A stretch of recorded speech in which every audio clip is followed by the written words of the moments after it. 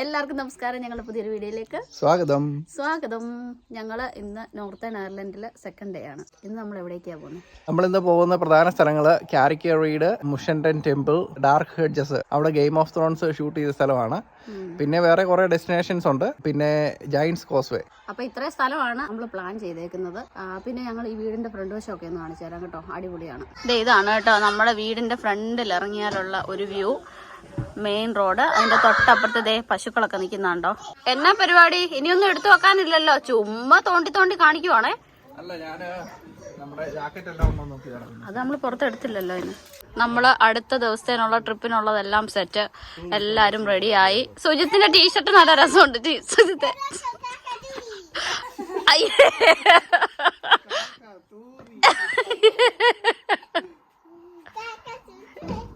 ശുശു വെച്ചുറ്റ കാക്ക പോയാലോ. അവര് വണ്ടിയിൽ കയറി, മേലെ ഓൾറെഡി വണ്ടിയിൽ കയറി, ആഞ്ചലായി കയറ്റി ഇരുത്തുവാണ്. ഞങ്ങളങ്ങനെ ഡാർക്ക് ഹെഡ്ജസ് കാണാനായിട്ട് വന്നു. കാർ പാർക്ക് ചെയ്തിട്ട് ഇപ്പം അങ്ങോട്ട് നടന്നുകൊണ്ടിരിക്കുകയാണ്. ഇവിടെ ഹെഡ്ജസ് ഹോട്ടൽ എന്ന് പറഞ്ഞൊരു ഹോട്ടലുണ്ട്. ഇവിടെ വന്ന് ആർക്കെങ്കിലും താമസിക്കണമെന്നുണ്ടെങ്കിൽ അതിനുള്ള സൗകര്യങ്ങളൊക്കെ ഉണ്ട്. ഞങ്ങളങ്ങനെ ഡാർക്ക് ഹെഡ്ജസിലേക്ക് എൻട്രി ചെയ്യുവാണ്. ഇതുവഴിയാണ് അതിലേക്കുള്ള എൻട്രൻസ് കാർ പാർക്കിൽ നിന്ന്. എൻ്റെ പിള്ളേർ ഇവിടെ പാട്ടൊക്കെ പാടി വരുന്നുണ്ട് ഡാർക്ക് ഹെഡ്ജസ് കാണാനായിട്ട്. അമേലിയ ഇച്ചിരി അപ്സെറ്റ് ആണ്. അമേലിയ ഞങ്ങൾ വീട്ടിൽ നിന്ന് ഇറങ്ങിയപ്പം കൈ വിട്ടിട്ട് ഓടി കൂടെ ഒറ്റ ഓട്ടം. അപ്പം ഞങ്ങളത് പറഞ്ഞ് മനസ്സിലാക്കിയിട്ടും അമേലിയ പിന്നെ സാഡായിട്ടിരിക്കുക. ഇവിടെ ട്രീസിലൊക്കെ ഗോസ്റ്റ് ഉണ്ടെന്നാണ് പറയുന്നത്. അവരത് ഡീറ്റെയിൽ ആയിട്ട് വായിക്കുന്നുണ്ട്. ബാ, ഗോസ്റ്റ് ദേഹത്ത് കയറും പോരെ. ഒരു ഗ്രേ ലേഡി എന്ന് പറയുന്ന ഒരു ഗോസ്റ്റ് ഉണ്ട് ഇവിടെ. അപ്പം അവരുടെ ഈ ഡാർക്ക് ഹെഡ്ജസിന്റെ ഒരു സിമ്പിൾ ഉണ്ട്. അപ്പൊ ആ സിമ്പിളില് ഗ്രേ ലേഡിയുടെ ഹെഡ് അവർ ഇൻക്ലൂഡ് ചെയ്താണ് സിമ്പിൾ ഡിസൈൻ ചെയ്തിരിക്കുന്നത്. ഓ, അതാണ്. ഓക്കെ, ഇതാണ് കേട്ടോ നമ്മൾ കാണാൻ വന്ന സ്ഥലം. നല്ല ഭംഗിയുണ്ട്. രണ്ട് സൈഡിലും ട്രീസ് ഇങ്ങനെ വളർന്നിട്ട് റോഡിലോട്ട്. ആഞ്ചലതേ അച്ഛൻ്റെ കൈ കയറിയിരിക്കുന്നു. അമേലിയ രണ്ടേലയൊക്കെ പിടിച്ചിങ്ങനെ നടക്കുന്നു. വിവരങ്ങൾ നിഷമാഷി. സുജിത്ത് അങ്ങ് പോയെന്ന് തോന്നുന്നു, ഫ്രണ്ടിൽ പോകുന്നുണ്ട്. ഇവിടെ ഞങ്ങളുടെ ക്യാമറാമാൻ സാധനമായിട്ടൊക്കെ ഇറങ്ങിയിട്ടുണ്ട്. അതെ, ഞങ്ങൾ അങ്ങനെ ഡാർക്ക് ഹെഡ്ജസ് കണ്ടു. ഇതേ പുറകിൽ രണ്ടുപേരുന്ന് ബനാന കഴിക്കുന്ന കേട്ടോ. അവരറിയുന്നില്ല കേട്ടോ അച്ഛൻ ഞാൻ വീഡിയോ എടുക്കുന്ന വീഡിയോ ചെയ്ത്. അപ്പൊ അവരവിടെ ഇരുന്ന് ഫുഡ് കഴിപ്പൊക്കെയാണ്. ആഞ്ചലാമേലി ഇവിടെ ഉണ്ട്. അച്ഛൻ്റെ കേറി. ഇനി നേരെ എങ്ങോട്ടാ? നമ്മള് കാരിക്കറീഡ് എന്ന് പറയുന്ന സ്ഥലത്തേക്കാണ് പോകുന്നത്. അവിടെ ഒരു കടലിന്റെ മുകളിൽ കൂടെ ഒരു തൂക്കുപാലം ഉണ്ട്.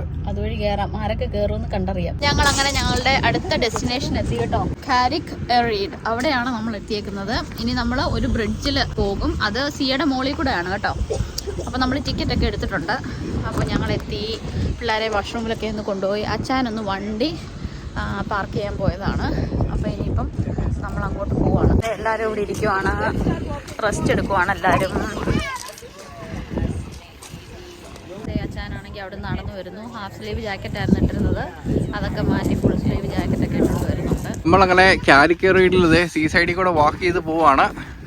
നമ്മുടെ കടലിന് നടുവിലുള്ള തൂക്കുപാലത്തിൽ കയറാനായിട്ട്. റോപ്പ് ബ്രിഡ്ജ് അടിപൊളി. എൻ്റെ കൊച്ചിന് പേടിയുണ്ടോ? എനിക്ക് ചെറിയ പേടിയുണ്ട്. ഞാൻ കയറുമെന്ന് അറിയത്തില്ല, നോക്കാം.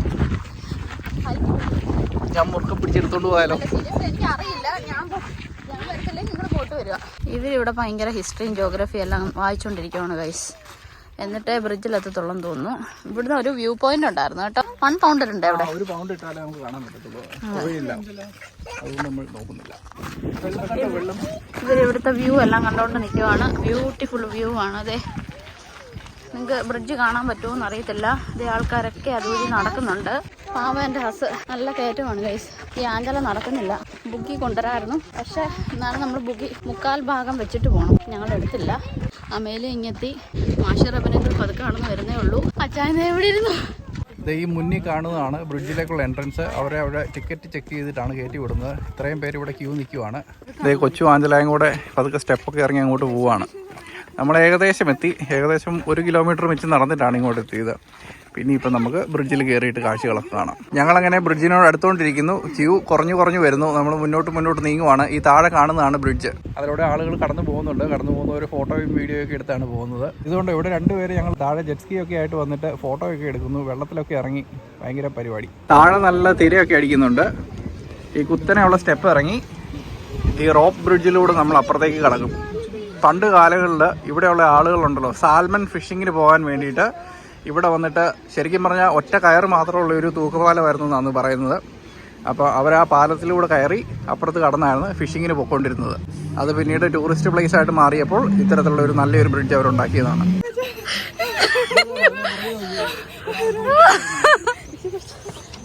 സുജിത്ത് വന്നില്ല, സുജിത്ത് അകേറ്റത്ത് നിൽക്കുക. ചാടിപ്പോയി കാണുമല്ലോ. ഞങ്ങൾ അങ്ങനെ ബ്രിഡ്ജൊക്കെ ക്രോസ് ചെയ്ത് വന്നു കേട്ടോ. ഇവിടെ നല്ല വ്യൂ ആണ്, ബ്യൂട്ടിഫുൾ വ്യൂ ആണ്. ആൾക്കാരൊക്കെ വീണ്ടും വരുന്നുണ്ട്. താഴെ ജെറ്റ് സ്കി വെച്ചിട്ട് രണ്ടുപേര് ഭയങ്കര എന്നാണോ കാണിക്കുന്നത്, ദൈവം തമ്പുരാനും മാത്രം അറിയാം.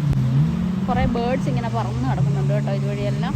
ഇവിടെ ഉണ്ടോ സീകളിരിക്കുന്നത്. ഞങ്ങൾ ഇനിയും ബ്രിഡ്ജിൽ കൂടെ തിരിച്ചു പോവുകയാണ്. രണ്ട് ബ്രേവ് ലേഡീസ് തിരിച്ചു വരുന്നു.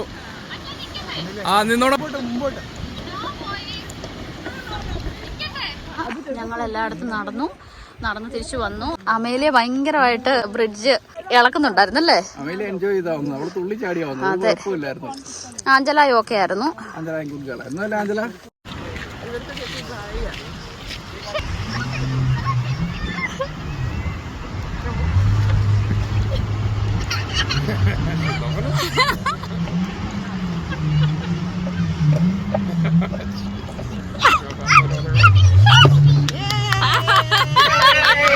അപ്പം ഞങ്ങൾ തിരിച്ചു പോവുകയാണ് ഗൈസ്. ചാൻ ആഞ്ചലയെ പിടിച്ചിട്ടുണ്ട്, റെബിൻ അമേലിയെ പിടിച്ചിട്ടുണ്ട്. ആ ബ്രിഡ്ജിൽ കൂടാണ് നമ്മൾ പോയത് കേട്ടോ. നമ്മൾ അപ്പുറത്ത് പോയി അതുവഴി എല്ലാം നടന്നു. എന്നിട്ട് നമ്മൾ ഇപ്പം തിരിച്ചു വന്നു. അങ്ങനെ ഫൈനലി മല കയറി വന്നിട്ട് ഒരിടത്തിരുന്ന് വിശ്രമിക്കുവാണ്. എൻ്റെ പിള്ളേരും മാസിയും എല്ലാവരും കൂടെ. താഴേക്ക് നോക്കിയിട്ടുണ്ടെങ്കിൽ വീണ്ടും വീണ്ടും വീണ്ടും ബ്യൂട്ടിഫുൾ വ്യൂ ആണ്. ഞങ്ങൾ നടന്ന് അങ്ങനെ ഇനി കയറി വന്നപ്പോഴത്തേനും മക്കൾക്ക് വിശന്നു. അവർക്ക് ഇവിടെ ഒരു ചെറിയ ഷോപ്പുണ്ട്. അവിടെ ഞങ്ങൾ വേഫിൾസും കേക്കും സാധനമൊക്കെ ഉണ്ട്. അവർക്ക് ജസ്റ്റ് കേക്കും ഐസ്ക്രീമും വേണമെന്ന് പറഞ്ഞു, അത് വാങ്ങിക്കുവാണ്.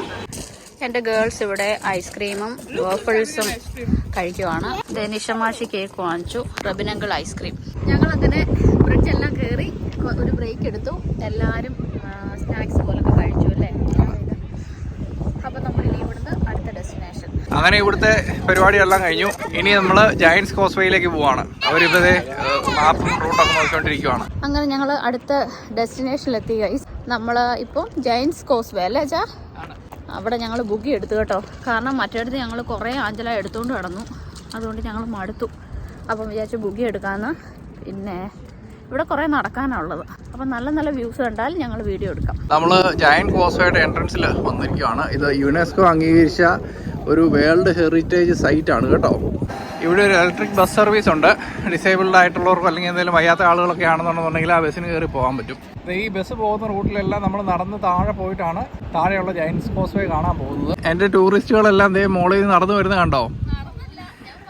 രണ്ട് കുഞ്ഞു ടൂറിസ്റ്റുകൾ ബുഗിയിൽ കിടന്ന് കെട്ടിപ്പിടിച്ച് ഉറക്കമാണ്, കോട്ടൊക്കെ പൊതച്ച്. ഞങ്ങൾ അങ്ങനെ നടന്ന് പോവാണ് ഗൈസ്. അല്ലേ അച്ഛാ, എത്ര കിലോമീറ്റർ ആണോ ഇത്?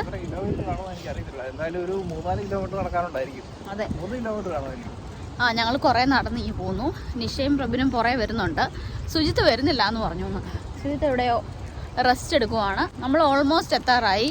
എൻ്റെ ഗേൾസിനെ 2 പേരെ ബുക്കിൽ കിടത്തി. അവരുടെ 2 പേരെ അതിനകത്ത് കിടന്ന് ഉറങ്ങുവാണ്. 2 പേർക്ക് കിടക്കാൻ പറ്റത്തില്ല, പക്ഷേ അവരുടെ സൈസിന് പറ്റും. അതുകൊണ്ട് ഞങ്ങൾക്ക് ഈസി ആയിരുന്നു നടന്നു വരാനായിട്ട്. ഇല്ലെന്നുണ്ടെങ്കിൽ അവരെ ഇത്രയും ദൂരം നടത്തുക എന്ന് പറയുന്നത് ഒരു ബിഗ് ടാസ്ക്കാണ്. അവർ ഓൾറെഡി കുറേ നടന്നാണ്. അപ്പോൾ അതുകൊണ്ട് ഇനിയും അവിടെ ചെന്നിട്ട് നമുക്ക് കാണാം. അങ്ങനെ നമ്മൾ നടന്ന് നമ്മൾ ഡെസ്റ്റിനേഷൻ എത്തി കേട്ടോ. നിങ്ങൾ എൻ്റെ പുറകിൽ കണ്ടാലറിയാം. ശരിക്കും പറഞ്ഞാൽ ഈ പാറകൾ അടുക്കി വെച്ചേക്കുന്ന പോലാണ് തോന്നുന്നത്, പക്ഷേ അതെല്ലാം നാച്ചുറലായിട്ടുള്ള സംഭവമാണ് കേട്ടോ.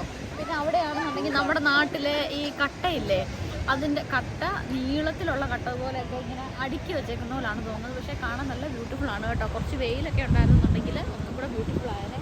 പക്ഷേ സൂപ്പറാണ് കേട്ടോ. നല്ലൊരു ഡിഫറെൻ്റ് എക്സ്പീരിയൻസ് ആണ് ഇത്. ശരിക്കും പറഞ്ഞിട്ടുണ്ടെങ്കിൽ നമ്മൾ നേരത്തെ പറഞ്ഞ പോലെ യുനെസ്കോ അംഗീകരിച്ച റെക്കഗ്നൈസ്ഡ് ആയിട്ടുള്ള വേൾഡ് ഹെറിറ്റേജ് സൈറ്റും കൂടെയാണ് കേട്ടോ.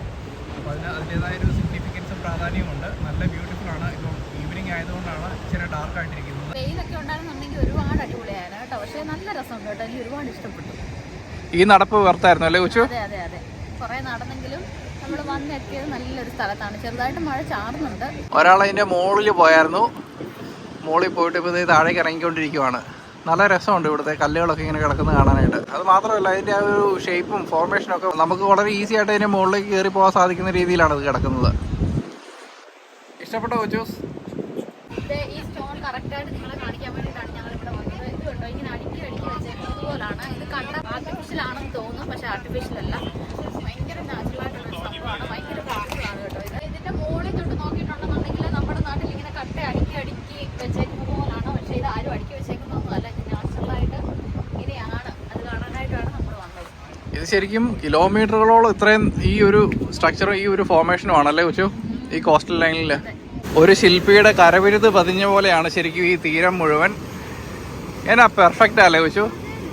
ഇത്രയും പെർഫെക്റ്റ് ആയിട്ട് ഇങ്ങനെ ചെയ്യാൻ പറ്റുന്നല്ലേ? അല്ലേ, ഒരേ ഷേപ്പിലും ഒരേ സൈസിലും അല്ലേ മെഷർ ചെയ്തേക്കുന്ന പറയുന്നത്. നമ്മൾ നിൽക്കുന്നിടത്തൊക്കെ നോക്കിയാൽ താഴെ ഉണ്ടോ? ഒരിക്കലും ഒരാളും പ്രയത്നിച്ച് ശരിക്കും പറഞ്ഞിട്ടുണ്ടെങ്കിൽ ഇങ്ങനെ ഒരു സ്ട്രക്ചർ ഈ കടൽ തീരത്ത് ഉണ്ടാക്കി വെക്കത്തില്ല. ഇത് പ്രകൃതിയുടെ ഒരു കളിയാണ് അല്ലേ? ഇഷ്ടപ്പെട്ടോ കൊച്ചൂസേ?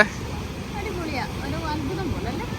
ഞങ്ങൾ അങ്ങനെ നടന്ന് എത്ര കിലോമീറ്റർ നടന്നു നിശ? എന്തെങ്കിലും ഐഡിയ ഉണ്ടോ? ഇവിടെ മാത്രം 4-5 ആയിരിക്കും എനിക്ക് തോന്നുന്നു, അറിയത്തില്ല. ഞാൻ 3 കിലോമീറ്റർ ചുമ്മാ ഒരു ഗസ് അടിച്ചതാ. അതെ, ഞങ്ങൾ കുറേ നടന്നു, സ്ഥലം കണ്ടു, തിരിച്ചു വന്നു. എൻ്റെ മക്കൾ അന്നേരം ഉറങ്ങിയതാണ്, ഇതുവരെ എഴുന്നേറ്റിട്ടില്ല. രണ്ടുപേരും പൂരെ ഉറക്കമാണ്. അപ്പം ഞങ്ങൾ ഇരുന്ന് നേരെ കാർ പാർക്കിലല്ലേ വെച്ചാൽ ആണ്. നമ്മൾ താഴെ റെയിൽവേ സ്റ്റേഷനിലാണ് കാർ പാർക്ക് ചെയ്തിരിക്കുന്നത്. അവിടെ നടന്നു പോയി വണ്ടി എടുത്തുകൊണ്ട് നമ്മൾ നേരെ വീട്ടിലേക്ക്. അതെ, ഇനി വേറെ ഡെസ്റ്റിനേഷനൊന്നും ഇല്ല, അല്ലെങ്കിൽ തന്നെ ഇപ്പം 5 മണിയല്ലേ. നമുക്ക് വേറെ പ്ലാൻസ് ഉണ്ടായിരുന്നു, പക്ഷേ ഇപ്പം ഇത്രയും താമസിച്ചുകൊണ്ട് ഇനിയിപ്പം നമ്മളെല്ലാവരും ടയർഡാണ്. അപ്പോൾ ഞങ്ങൾ ഇനിയും നാളെ വളരെ എക്സൈറ്റിംഗ് ആയിട്ടുള്ള സ്ഥലങ്ങളൊക്കെ ആയിട്ട് വീണ്ടും വരും. അപ്പം പുതിയ വീഡിയോസും അപ്ഡേറ്റ്സും ഒക്കെ ആയിട്ട് വീണ്ടും കാണാം. Thank you.